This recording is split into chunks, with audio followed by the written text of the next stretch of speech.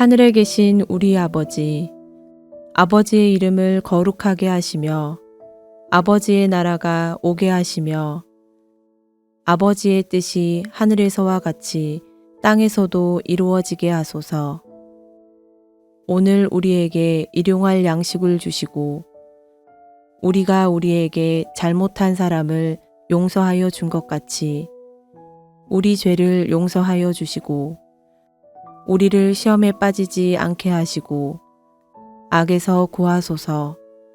나라와 권능과 영광이 영원히 아버지의 것입니다. 아멘.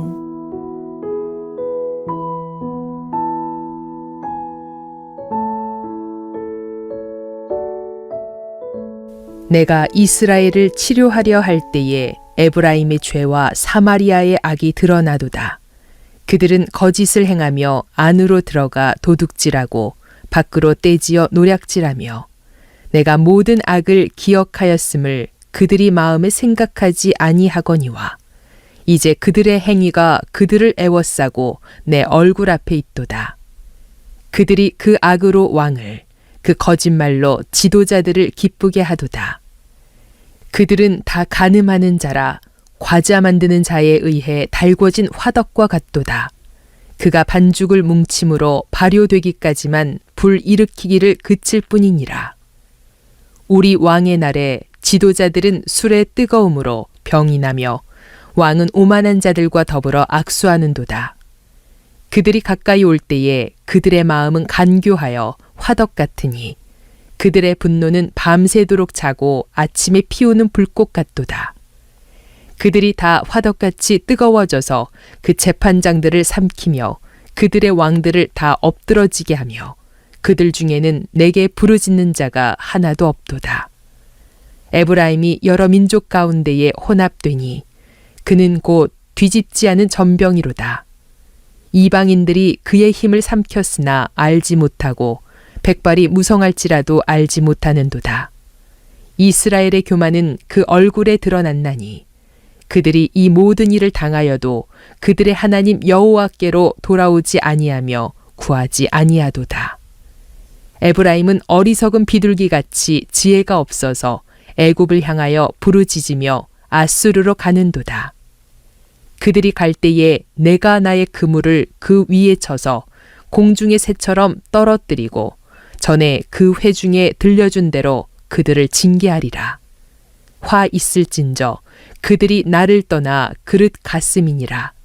패망할진저 그들이 내게 범죄하였음이니라. 내가 그들을 건져주려 하나 그들이 나를 거슬러 거짓을 말하고 성심으로 나를 부르지 아니하였으며 오직 침상에서 슬피 부르짖으며 곡식과 새 포도주로 말미암아 모이며 나를 거역하는도다. 내가 그들 팔을 연습시켜 힘있게 하였으나 그들은 내게 대하여 악을 꾀하는도다. 그들은 돌아오나 높으신 자에게로 돌아오지 아니하니 속이는 활과 같으며 그들의 지도자들은 그 혀의 거친 말로 말미암아 칼에 엎드러지리니 이것이 애굽 땅에서 조롱거리가 되리라.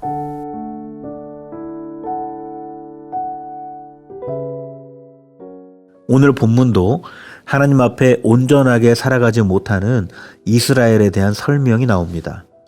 그들의 모습은 어땠는지, 하나님이 바라시는 것은 또 무엇인지 본문을 통해서 생각해 보겠습니다. 1절에 보면 이스라엘의 죄의 상태가 어떤지를 설명합니다. 거짓 가운데 사는데 그 모습이 마치 안으로 들어가서 도둑질하고 밖으로 나와서 떼지어 노략질하는 것과 같다라는 것이죠. 이스라엘 안으로도 밖으로도 죄가 흘러넘쳐서 가려지지가 않는다는 것을 말하는 것입니다. 왜 이렇게 이스라엘은 죄로 넘쳐나는 삶을 살고 있을까요? 역시 1절 초반에 보시면 하나님께서 이스라엘을 치료하려 한다는 말이 나옵니다. 그렇다면 이스라엘이 치료가 필요한 병자라는 것이죠. 이스라엘이 치료가 필요할 만큼 죄로 병들어 있기 때문에 그들의 안으로 또 밖으로 죄가 흘러나와서 감춰지지가 않는다는 겁니다. 1절에서는 이스라엘의 상태를 병든 자라고 말했는데 4절과 6절에서는 또 달구어진 화덕과 같다고 말합니다. 화덕은 빵을 구울 만큼 열기를 끌어올리는 데까지는 시간이 걸리지만 한번 그 열기가 오르면 언제라도 빵을 구울 수 있는 상태가 됩니다. 이스라엘은 앞으로 달구어질 화덕이 아니라 이미 달구어진 화덕입니다. 언제든지 빵을 구워낼 수 있는 상태라는 것이죠. 이건 이스라엘이 언제라도 죄를 지을 준비가 완벽하게 되어 있다는 말입니다. 언제 어디에서 아주 작은 자극만 있더라도 바로 거기에 반응해서 죄를 도모하는 상태. 지금 이스라엘이 그런 상태에 있다는 것이죠. 이스라엘이 처음부터 이러지는 않았을 겁니다. 그런데 어쩌다가 죄로 병이 들어서 안으로 밖으로 죄가 감춰지지 않는 상태가 되었을까요? 그런데 어쩌다가 달궈진 상태의 화덕이 되어서 죄를 지을 만한 만반의 준비를 한 채 살아가는 그런 나라가 되었을까요? 하나님께 부르짖지 않는 삶을 살았기 때문입니다. 5절부터는 어떤 상황을 설명합니다. 왕의 날에 오만한 자들이 넘쳐난다 이렇게 말하는데요. 그들의 불법은 마치 술 취한 것처럼 거침이 없다 이렇게 설명합니다. 이거는 북이스라엘의 왕들이 연달아서 암살을 당하던 때를 묘사하는 겁니다. 나라의 왕들이 저마다의 욕심 속에서 살해를 당하죠. 그렇게 왕이 살해당해서 바뀌어도 또다시 박균왕이 살해를 당하고 또다시 암살을 당하는 일이 반복됩니다. 7절에 보면 그렇게 나라가 혼란에 빠지고 무너지고 있는데도 아무도 하나님께 부르짖는 자가 없다 이렇게 말합니다. 무슨 일을 만나도 하나님께 부르짖지 않는 세상, 하나님을 진짜 왕으로 인정하지 않는 죄 가운데 살아가는 세상입니다. 죄의 병이 들어버린 달궈진 화덕으로 사는 이유가 또 있습니다. 8절에서 말하는 것처럼 여러 민족 가운데에 혼합되어 버렸기 때문입니다. 무엇을 가지고 이방 나라들과 혼합되었다고 말하는 걸까요? 첫째는 이방 신들을 가져와서 그것을 하나님인 것처럼 숭배하는 겁니다. 하나님께도 예배하고 이방 신들에게도 경배합니다. 이방 신들처럼 나를 풍요롭게 해달라고 하나님 앞에 복을 빌고 내가 하나님을 조종하고 있는 것이죠. 두 번째는 이방 나라들을 의지하는 겁니다. 나라가 어렵고 힘들 때 하나님께 부르짖지를 않고 이방 나라들에게 자신을 도와달라고 도움을 구합니다. 이 과정에서 이스라엘은 무언가를 내줘야 하겠죠. 그리고 그 나라의 속국처럼 조공을 바쳐야 하는 일들이 생길 겁니다. 그럼에도 신경 쓰지 않습니다. 셋째는 이방 문화를 수용하는 겁니다. 이미 이방 신들을 숭배하고 이방 나라의 속국과 같이 살고 있다면 그 나라들의 문화를 수용하는 것은 자연스러운 수순이죠. 이런 상황 속에서 누가 하나님께 부르짖고 살겠습니까? 하나님께 부르짖지도 않고 이방 민족과 혼합되어 버린 이스라엘은 자기가 얼마나 잘못하고 있는지 자신이 무엇을 돌이켜야 하는지조차 깨닫지를 못합니다. 그걸 언제까지 깨닫지를 못하고 사냐면 9절에 백발이 무성할 때까지 그렇게 산다고 말합니다. 이건 아주 오랜 동안 그렇게 산다는 의미만이 아닙니다. 백발이 무성해지는 상태는 언제입니까? 젊을 때 활기가 넘치던 때와는 비교되는 활기가 많이 빠진 때이죠. 에너지가 많이 빠져나간 때입니다. 그러니까 죄에 완전히 삼켜져서 이제는 거기에서 벗어날 아무런 힘이 남아있지 않는 상태. 이걸 백발의 때라고 말하는 거죠. 그때까지 아주 끝까지 하나님도 부르짖지 않고 이방 민족에 혼합된 채로 살아가고 있다는 겁니다.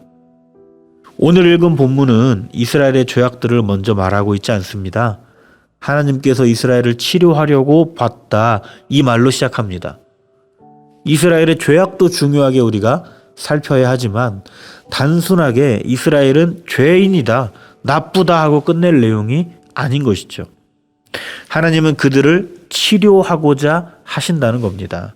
이게 중요하다는 거죠. 그러니까 이스라엘의 죄가 뭔지만 우리가 생각할 것이 아니라 그 죄 가운데서도 치료하기를 원하시는 것이 하나님의 뜻이라는 것을 먼저 생각해야 합니다. 그리고 치료자이신 하나님 앞에 어떻게 반응해야 하는지를 우리가 생각해야 하는 것이죠. 이스라엘은 나라가 망해가는데도 하나님께 부르짖지를 않습니다. 5절에 보면 술의 뜨거움으로 병이 나버렸기 때문이다 이렇게 말합니다. 다들 술 취해서 분간을 못하기 때문에 하나님께 부르짖을 때를 온전하게 구별하지 못한다는 것이죠. 오늘 나를 취하게 만드는 것은 무엇인가 생각해 봐야 하는 겁니다. 그 취함에서 우리가 깨지 않으면 우리는 위기의 순간, 그러니까 하나님께 부르짖어야 하는 순간을 분간하지 못하고 살게 됩니다. 그렇게 부르짖지 않으므로 죄의 병이 들고 달구어진 화덕이 되어서 살게 되는 것이죠.